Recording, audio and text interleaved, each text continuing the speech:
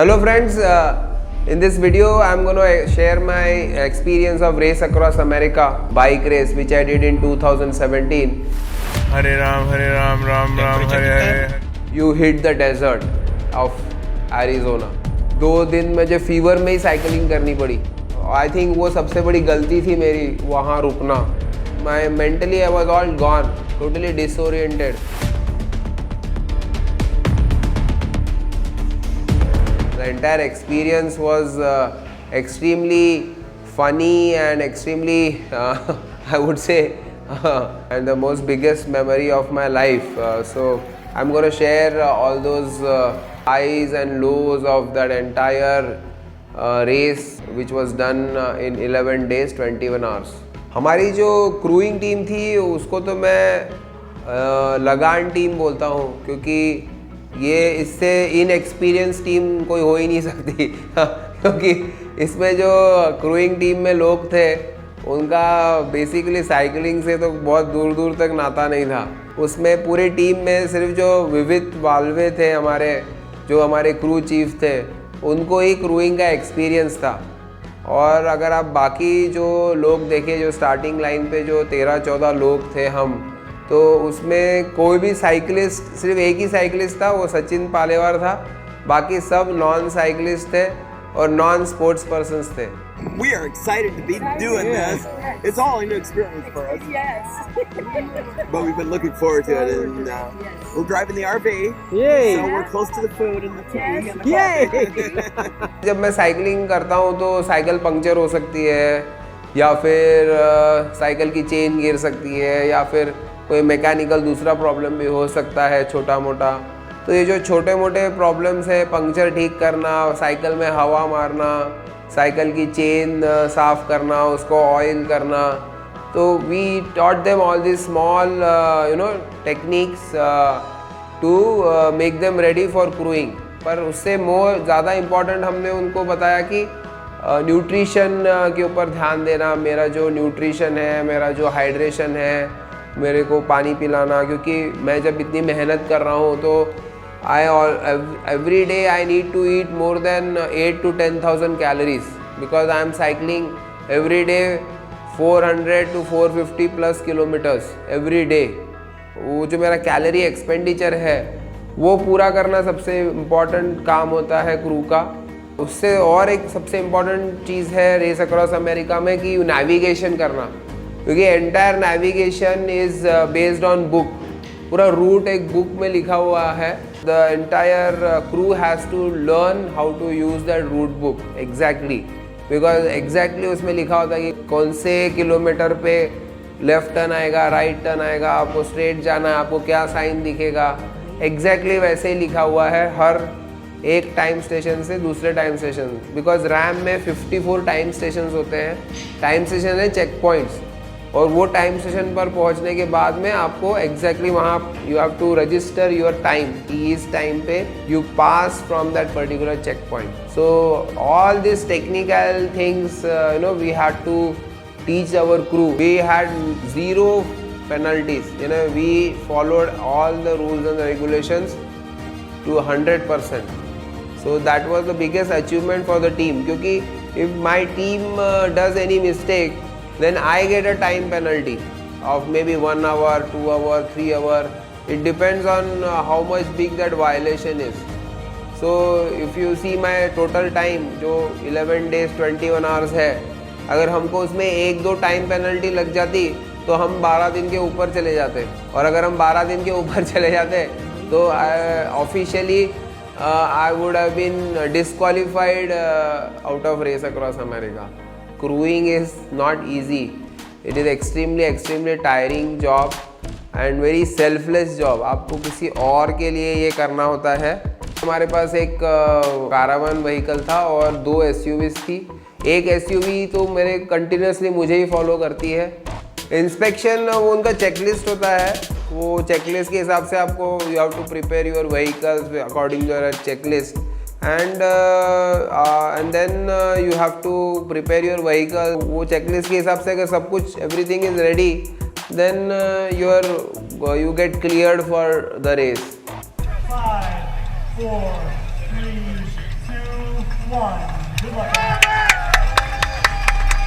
When we started from ocean side, California में तो बहुत सुंदर वेदर होता है ऑल 12 मंथ्स, तो काफ़ी ठंडा वेदर था 3-4 दिन से। रेस के पहले भी it was very nice cold weather. तो मुझे एक्चुअली तब टेंशन हो रही थी क्योंकि मुझे पता था कि जब मैं डेजर्ट में पहुंचूंगा तो मैं यहाँ तो बहुत ठंड में अभी एंजॉय कर रहा हूँ, मस्त लग रहा है, बट फिर डेजर्ट में मेरी तो वाट लगने वाली है। जब हम निकले तो फर्स्ट 100-150 किलोमीटर तो बहुत अच्छा था वेदर, क्योंकि हम कैलिफोर्निया में थे और कैलिफोर्निया में के जो हिली एरियाज़ हैं सैन डिएगो के पास के, तो we were going through that and then once we go through that एक ग्लास एलिवेटर करके एक जगह है वहाँ पर जहाँ पे बहुत बड़ा डाउनहिल है वो 25 किलोमीटर का जो आप स्ट्रेट डाउनहिल जैसे ही as soon as you finish you hit the desert of Arizona. फिर 200 किलोमीटर बाद आप डेजर्ट में पहुँच जाते हो।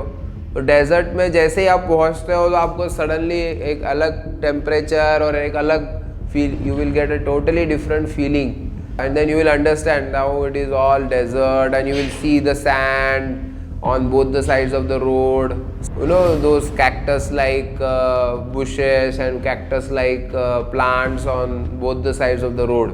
फिर और आपको वहाँ पे फिर स्वेटिंग भी ज़्यादा शुरू हो जाती है। मेरा उस दिन टारगेट था कि मैं रात भर नॉन स्टॉप चलाऊँगा ताकि मैं मैक्सिमम डेजर्ट में से जितना निकल सकूँ उतना निकल जाऊँ। हालत खराब हो रही है गर्मी से, पर डेजर्ट है डेजर्ट रात में, ताकि दिन में तो गर्म होगा तो रात करना ही पड़ेगा अपने को, ये डेजर्ट में से निकलना है। हाँ तू चलते रहे, अभी अच्छा वेदर है, निकल जाएंगे।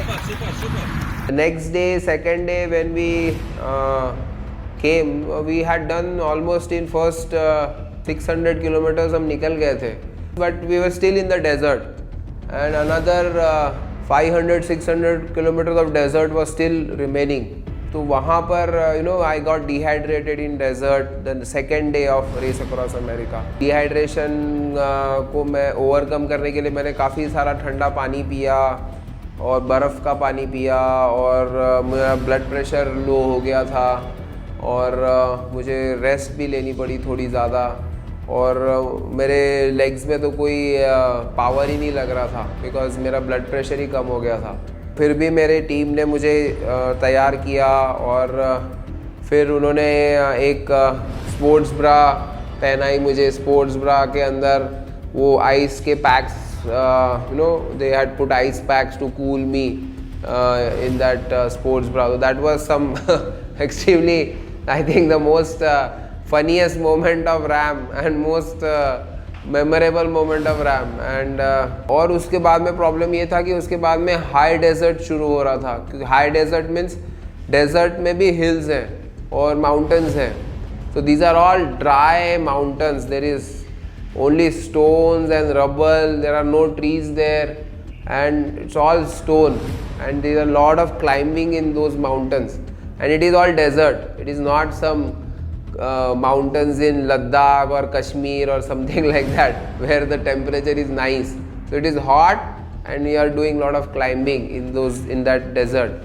So that really was I think the most difficult part of race across America.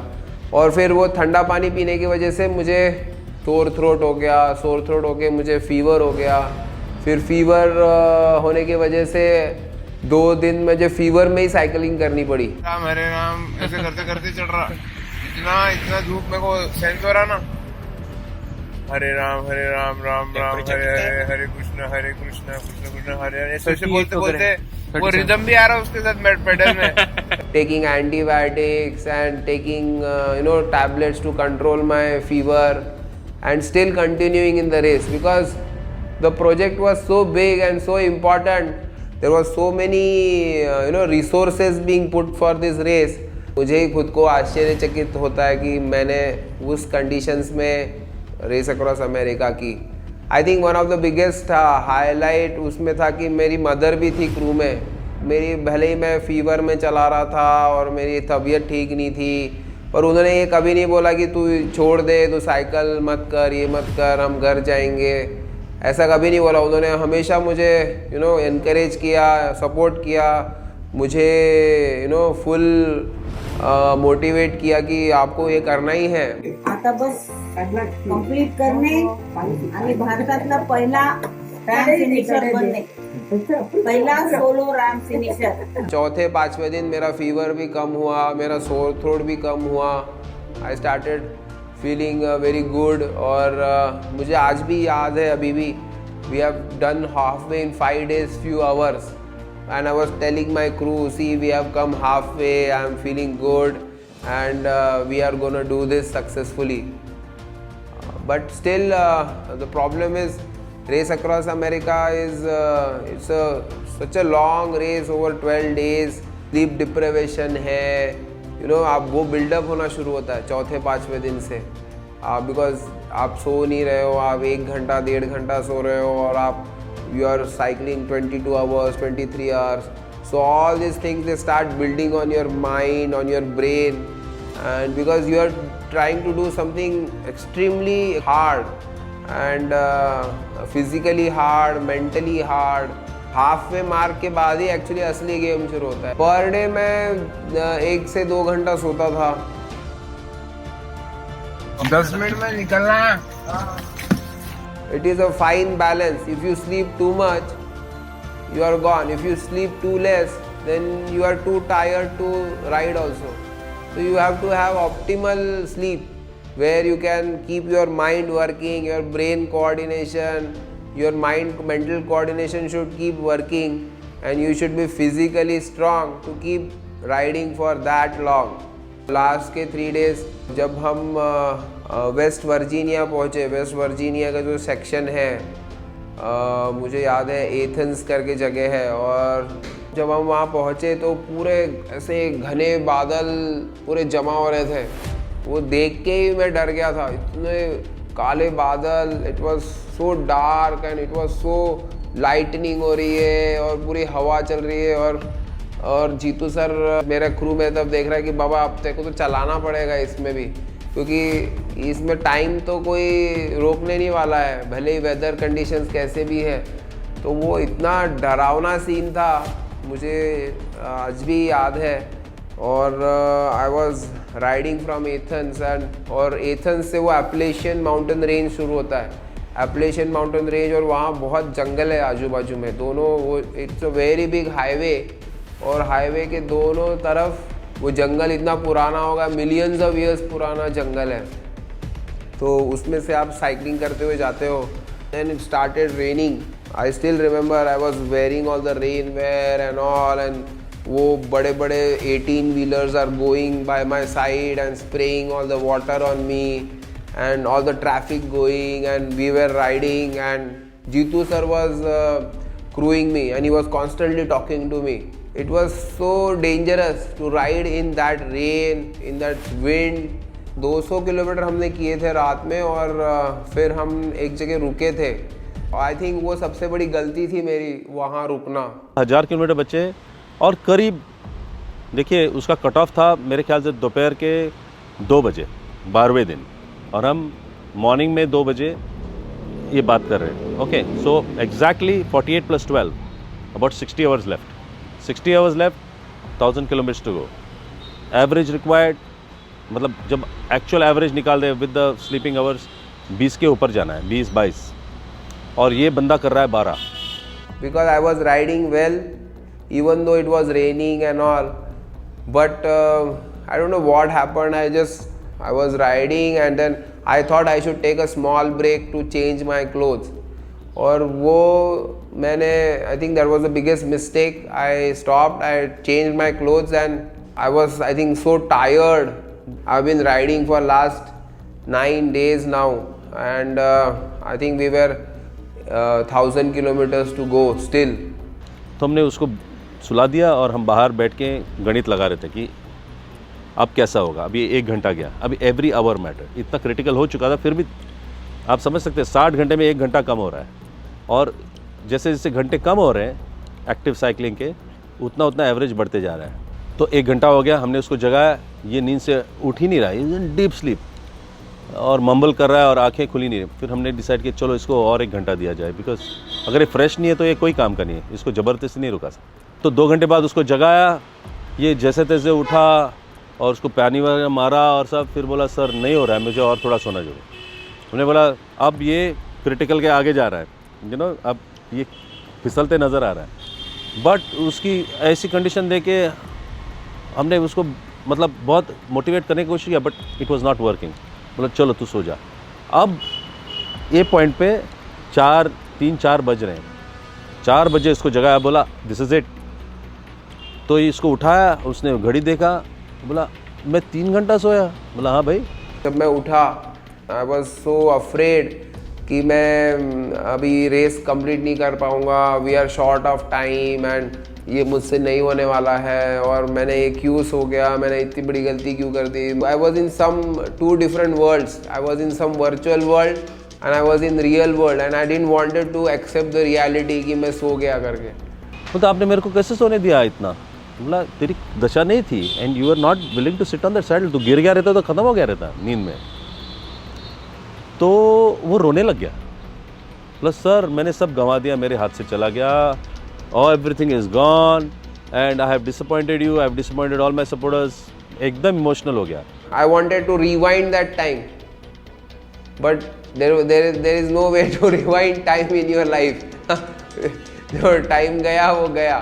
तो हमने कैसे जैसे तैसे उसको संभाला। बोला कुछ नहीं, इस वक्त पे आपको एक फर्म होना चाहिए, उसको सिंपथाइज करने बोला।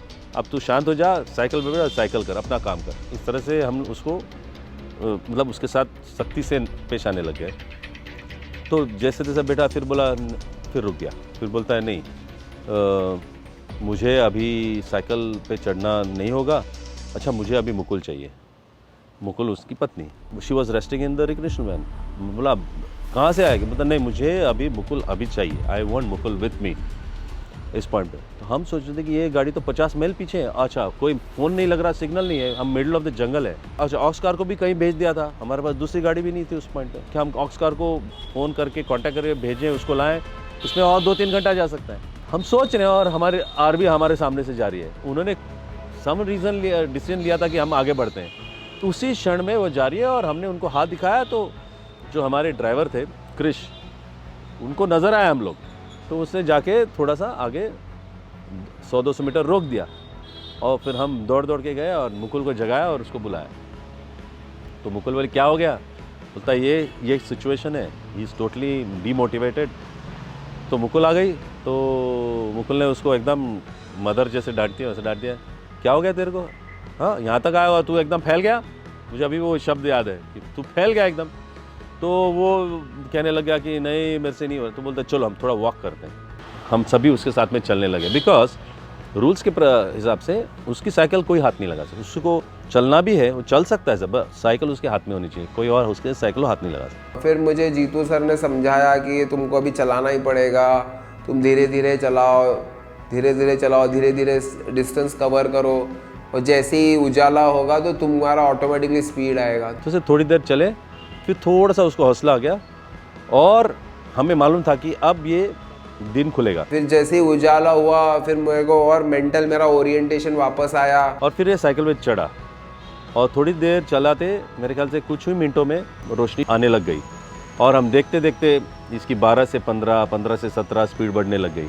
और मुकुल को हमने भेज दिया और हम चलने लगे इसके साथ। और जैसे ही सॉर्ट ऑफ डॉन हो रहा था, मतलब काफ़ी रोशनी आ चुकी थी, तब इसकी स्पीड जो इसने लिया और उसी पॉइंट पे वो एपेलेशन शुरू, मतलब बड़े बड़े हिल्स आने लगे।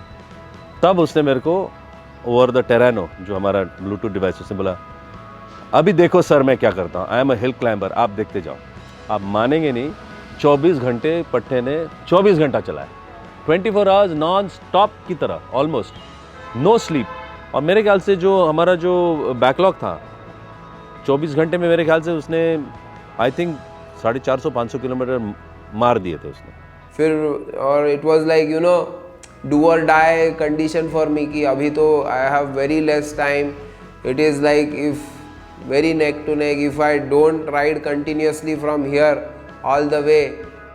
RAM में the race It will break your mind also.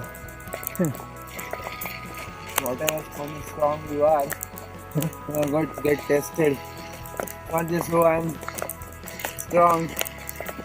Good thing I took charge of that whole situation, and I remember from that point I went almost non-stop, more than 500 kilometers without sleeping, without taking break, and my crew was supporting totally, and I'm happy that I was able to ride in that pressure situation और मैंने छोड़ा नहीं. And में फिर से जब हम पहुंचने वाले थे, we were like 150 kilometers away. We were still 50 kilometers away. Still mentally I was all gone, totally disoriented. मुझे ऐसा लग रहा था कि मैं गोवा में घूम रहा हूँ साइकिल से. मैंने मेरे क्रू को भी मैंने जिनसे झगड़ा भी किया. I was fighting with my crew that you are taking me on wrong road, you are not navigating properly, and what are we doing in Goa? We are supposed to be in America and all. So I was totally disoriented, totally hallucinating, disorientation, and totally disoriented with outer world, what is happening. And but still, good thing, I was riding, I was able to ride. There was no accident, there was no crash, no fall from the cycle, and I was able to ride continuously for and finish the race successfully just 3 hours before the cutoff. Amit Samarth.